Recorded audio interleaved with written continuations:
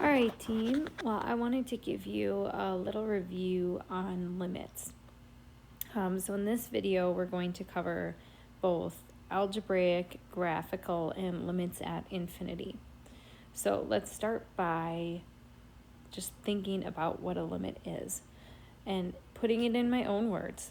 The limit is the y value you would predict if the pattern were to stay the same. Okay, so if it were to continue the same way it's going before that, in whatever direction we're asking about, what would you predict the y value to be? Okay, I wanted to remind you of the different notation you might see.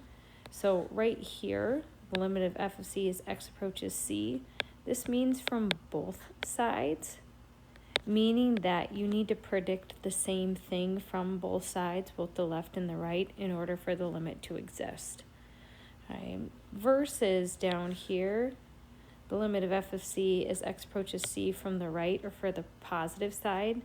That means as you go towards the x value from the right or the positive side. Okay. And then the last one is x approaches c from the left, exactly opposite of above. It's when you go towards the x value from the left or from the negative side. So let's look at some problems in practice. So let's say this is my function, and it is a function because it passes the vertical line test everywhere. There's only one y value for every given x value. So we're going to start by looking at when x approaches -1. So that means I am zoning in on this area right here, because this is when x is -1. So my first question is asking, what happens when you approach that from the left-hand side? So that means as you're coming from the left and you follow the line, what do you expect the y value to be? So from that side, you would expect the y value to be 0. Even though there's a hole there, that's what you would predict. As you approach -1, from the right-hand side, you'd be following this branch of the function, and you would predict it to be that value right there, which is -2. Now, anytime these two functions don't match, the full limit does not exist because they're not meeting at the same place. Let's look at another place. All right, so this time we're going to look at as x approaches +2 from the left, the right, and both sides. So if we kind of zoom in on that area, here's x equals 2, so we're looking at the function right here. Now the function is boring at this place, which makes our life easier. As we look from the left-hand side, as we get closer and closer, we're following this branch of the function, we predict the value to be -2, okay, because that's the y value right here. As we come in from the right-hand side, we're following this branch of the function. We predict it to be -2 as well. Anytime these two are equal, then that is the value of the full limit.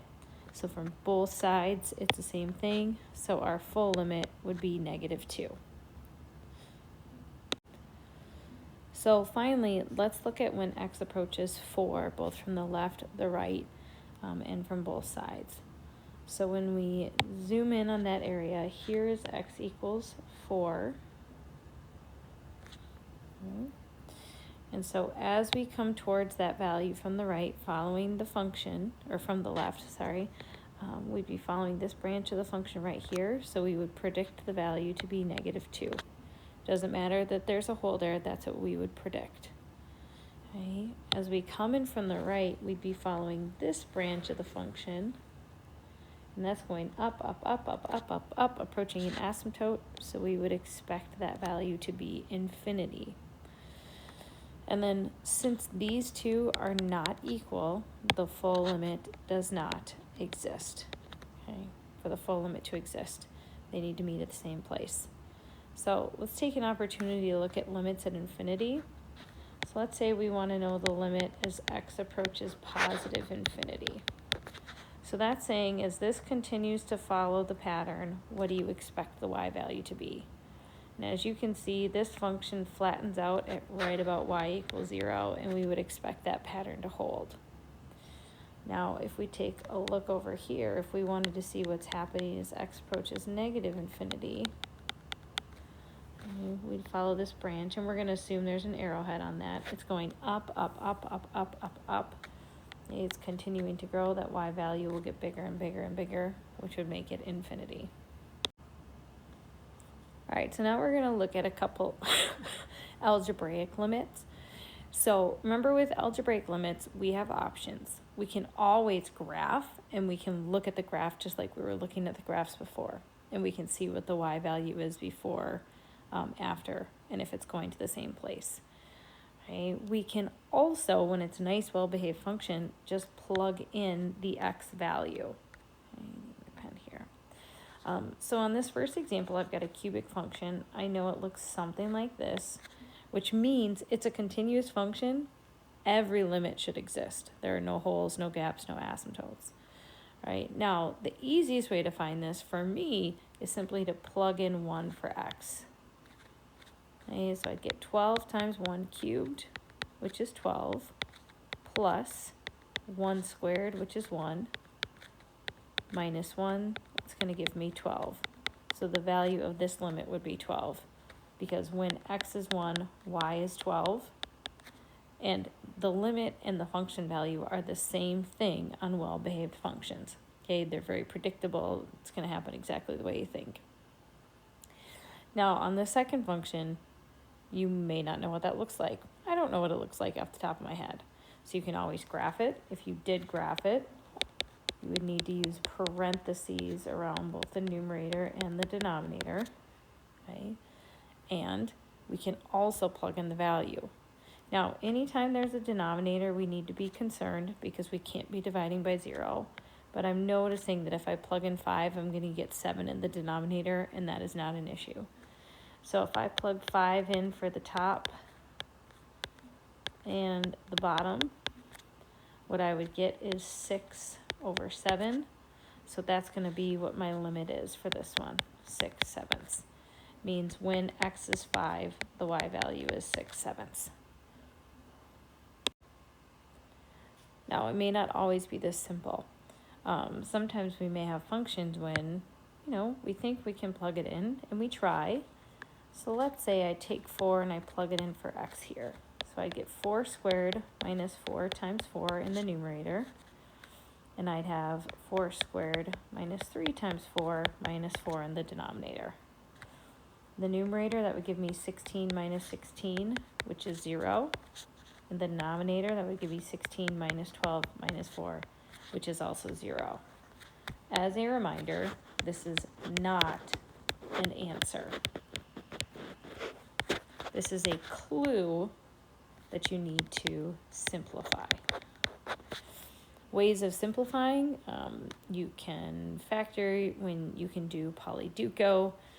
You can do synthetic division if you know that. You need to do something so you can simplify.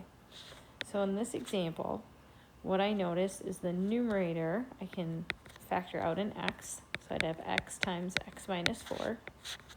In the denominator, I'd have x minus 4 times x plus 1 to get that middle term of negative 3.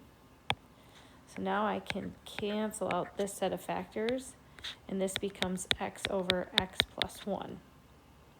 So now I do my limit rewrite, which means I'm going to rewrite my limit statement, the limit, as x approaches 4 of x over x plus 1. Oops, x plus 1. And so now, notice I can plug 4 in both the top and bottom, and I'm not going to have any issues. So that would give me 4 over 4 plus 1, which would be 4/5. All right, so that's a way to evaluate the limit when you can't do so directly from the beginning. Okay. Let's take a look at this second one. Same idea. Well, at least it seems like it at first. But look, if I plug in 3, I get 3 squared plus 3 minus 12 in the numerator, and 3 plus 6 in the denominator. So that would give me 9 plus 3, which is 12, minus 12, which is 0 in the numerator, but I'd have 9 in the denominator. Don't let this fool you. Your answer is 0 divided by 9 or 0.